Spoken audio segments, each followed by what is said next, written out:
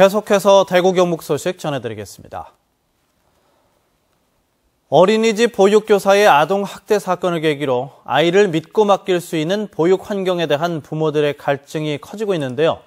이런 가운데 따뜻한 정으로 아이들과 소통하는 이야기 할머니가 대안교육의 새 모델로 주목받고 있습니다. 엄지원 기자가 보도합니다.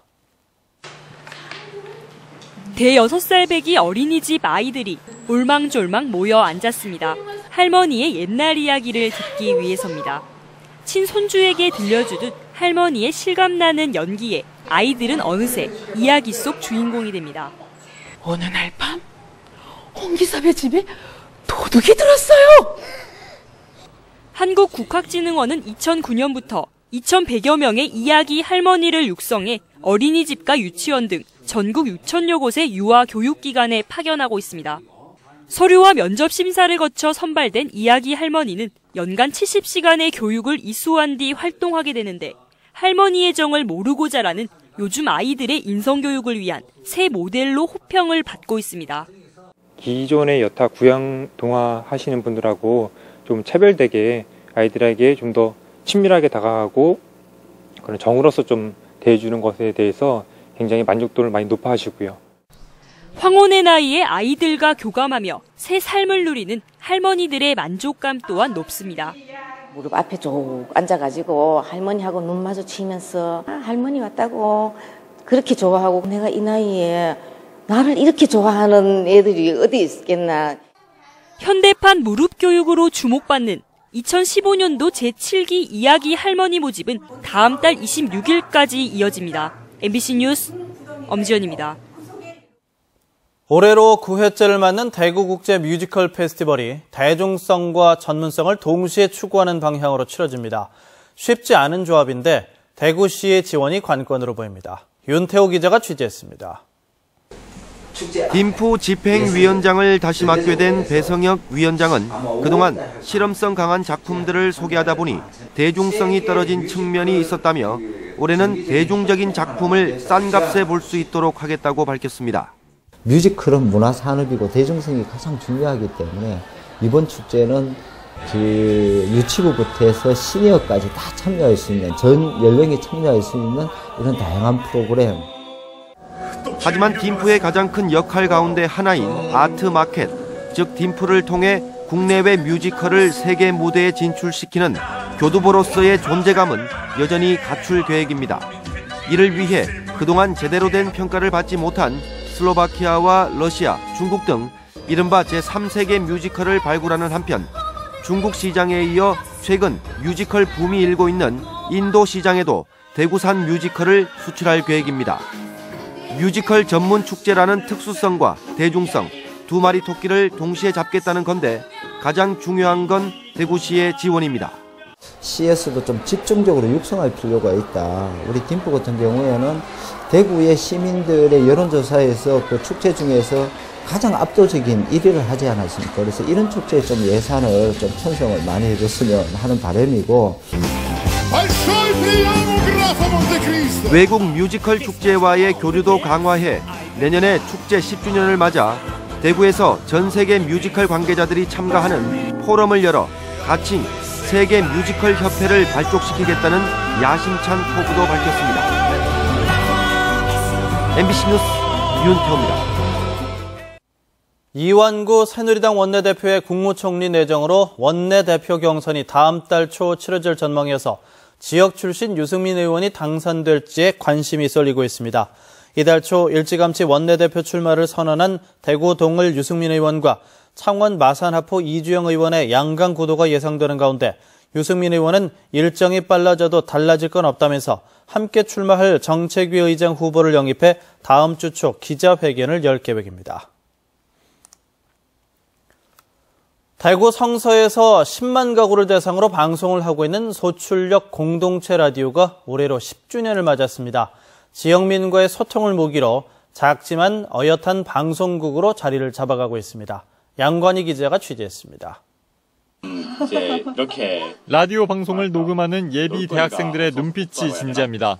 이런 분들을 위해서 소소한 이야기부터 동성애 주제까지 청소년들이 솔직 담백한 이야기를 풀어갑니다.